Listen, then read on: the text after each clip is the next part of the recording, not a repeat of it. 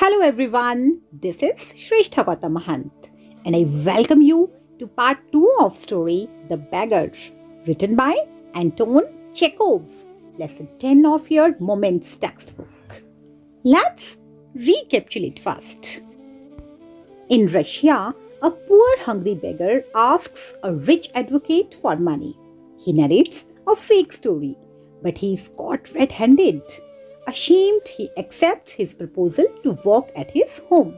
He met Olga, the cook, but he does not have any inclination to work. What happens next? Would he mend his ways or continue to lie and avoid work? रूस में एक गरीब भूखा भिखारी एक अमीर वकील से पैसे मांगता है।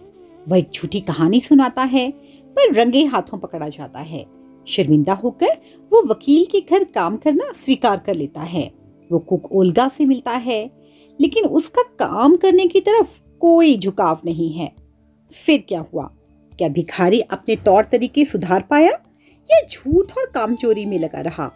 इन सभी सवालों के जवाब जानने के लिए आइए चलते हैं कहानी के दूसरे भाग में। Sergei hurried into the dining room. From its windows, one could see the woodshed and everything that went on in the yard. Sergei dining room में चले गए। उस कमरे की खिड़की से कोई भी वुडशेड के आंगन में जो भी हो रहा हो उसे देख सकता था। Standing at the window, Sergei saw the cook and the beggar come out into the yard by the back door and make their way across the dirty snow to the shed. खिड़की के पास खड़े होकर सर्गी ने cook और bagger को पिछले दरवाजे से आंगन में आते हुए और गंदी बर्फ को परे करके शेड की तरफ बढ़ते हुए देखा। Olga glared wrathfully at her companion, shoved him aside with her elbow, unlocked the shed and angrily banged the door. Olga ने गुस्से से अपने साथी को घूरा, अपनी कोहनी से उसे एक तरफ धक्का दिया, शेड का ताला खोला और दरवाजे को जोर से धक्का दिया।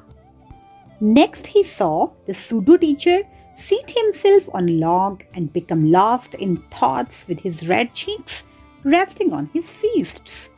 फिर सर्गी ने उस नकली टीचर को एक लकड़ी की लट्ठे पर बैठकर और अपनी मुट्ठी में अपने लाल गाल टिकाकर ख्यालों में खोया हुआ देखा।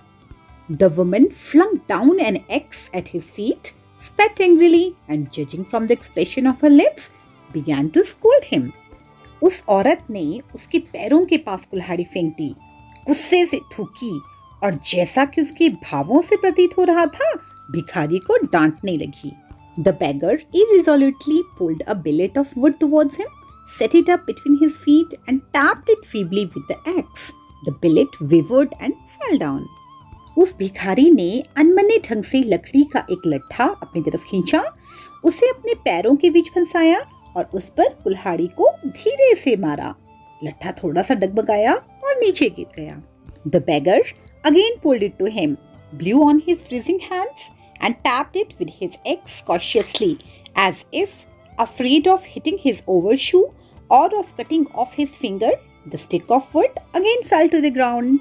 भिखारी ने फिर उसे ऊपर उठाया, अपने ठंडे हाथों पर जोर से फूंक मारी और अपनी कुल्हाड़ी से लट्ठे पर ध्यान से मारा, जैसे कि डर रहा हो कि कहीं उसकी उंगली न कट जाए या फिर उसके जूते के ऊपरी हिस्से में चोट न लग जाए।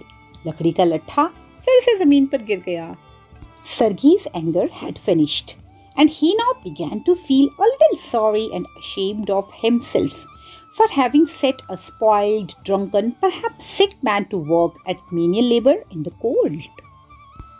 अब जो वकील सर्गी हैं, वे ये सब खिड़की से देख रहे थे ना, उनका गुस्सा गायब हो चुका था और अब उन्हें थोड़ा सा बुरा भी लग रहा था और अपने ऊपर शर्म आ रही थी कि उन्होंने एक बिगड़े हुए शराबी और शायद बीमार आदमी को इतनी ठंड में ऐसे शारीरिक काम पर लगा दिया था। An hour later, Olga came in and announced that the wood had all been chopped. 1 घंटे बाद ओल्गा अंदर आई और उसने घोषणा की कि सारी लकड़ियां काटी जा चुकी थी। Good, give him half a ruble, said Sergei. If he wants to, he can come back and cut wood on the first day of each month. We can always find work for him. अच्छा, उसे आधा rouble दे दो, सर्गी ने कहा। अगर वह चाहे तो हर महीने के पहले दिन आकर लकड़ी काट सकता है। हम उसके लिए हमेशा काम का प्रबंध कर सकते हैं। On the first of the month, the waif made his appearance and again earned half a ruble, although he could barely stand on his legs. From that day on, he often appeared in the yard and every time work was found for him. अगले महीने के पहले दिन वह बेघर आदमी आया और फिर से आधा रूबल कमा लिया। हालांकि वह मुश्किल से अपने पैरों पर खड़ा हो पा रहा था। उस दिन से वह अक्सर आंगन में आता रहता और हर बार उसके करने लायक काम ढूंढ लिया जाता। Now he would shovel snow. Now put the woodshed in order. Now beat the dust out of rugs and mattresses. Every time he received from 20 to 40 kopecks, and once even a pair of old trousers were sent out to him. अब वह फावड़े से बर्फ हटाता, लकड़ियों वाली छप्पर को साफ करता, दरियों और गद्दों से धूल झाड़ता। हर बार उसे 20 से 40 कोपेक तक मिल जाते और एक बार पुराने पेंट का एक जोड़ा भी उसे दिया गया। When Sergey moved into another house, he hired him to help in the packing and hauling of the furniture. This time the waif was sober, gloomy and silent. जब सर्गी अपना मकान बदलकर दूसरे में गए तो उन्होंने सारा सामान बांधने और उठाकर ले जाने के लिए उस भिखारी को बुला लिया। इस बार वह बेघर आदमी गंभीर, उदास और खामोश था।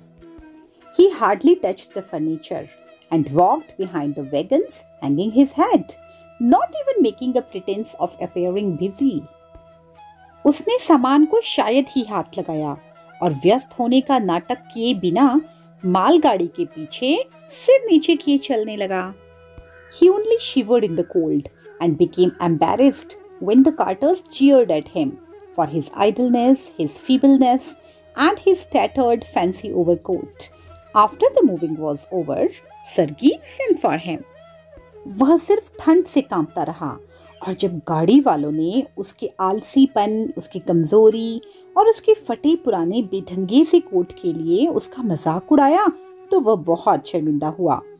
जब सामान ले जाने का काम पूरा हो गया तो सर्गी ने उसे बुलाया। Well, I'm happy that my words have taken effect, he said, handing him a ruble. Here's for your pains. I see you are sober and have no objection to work. What is your name? अच्छा, मुझे खुशी है कि मेरे शब्दों ने असर दिखाया है। वो उसे एक रूबल पकड़ाते हुए बोले, यह लो तुम्हारी मेहनत के लिए। मैं देख रहा हूँ कि तुम अब गंभीर हो और तुम्हें काम करने से भी कोई आपत्ति नहीं है। तुम्हारा नाम क्या है? Leshkov. Well, Leshkov, I can now offer you some other cleaner employment. Can you write? I can. Leshkov. अच्छा लेशकॉव, अब मैं तुम्हें कोई दूसरा और बेहतर काम दे सकता हूँ। क्या तुम लिख सकते हो? हाँ, मैं लिख सकता हूँ। Then take this letter to a friend of mine tomorrow and you will be given some copying to do. Work hard, don't drink and remember what I have said to you. Goodbye. फिर कल तुम यह पत्र लेकर मेरे एक दोस्त के पास चले जाना और तुम्हें कुछ प्रतिलिपियां करने को दी जाएंगी। कड़ी मेहनत करना, शराब मत पीना और मैंने तुम्हें जो कहा है वह याद रखना। अलविदा। Pleased at having put a man on the right path, Sergey tapped Leshkov kindly on the shoulder and even gave him his hand at parting. Leshkov took the letter and from that day forth came no more to the yard for work. इस बात से खुश कि उन्होंने एक आदमी को सही रास्ता दिखा दिया है, सर्गी ने प्यार से लेशकॉफ का कंधा थपथपाया और जाते वक्त उससे हाथ भी मिलाया। लेशकॉफ ने पत्र लिया और फिर उस दिन से दोबारा काम करने के लिए आंगन में नहीं आया। So let's stop our story here. Here we saw a turning point in the story. Beggar seems to have improved, but is it the beginning or end of his improvement? Have you seen somebody who gave up his bad habits and made his life better? What did you learn from that? अभी कहानी को यही विराम देते हैं। यहाँ हमने कहानी में एक मोड़ देखा। भिखारी अब सुधरा हुआ लगा, पर ये सुधरने की शुरुआत है या अंत? क्या आपने ऐसे किसी व्यक्ति को देखा है जिसने अपनी गंदी आदतें छोड़ी और जीवन को अच्छा बनाया? आपको इससे क्या सीख मिलती है? We will find the answers of all the previous questions in next part of the chapter. Till then, stay tuned. Thank you.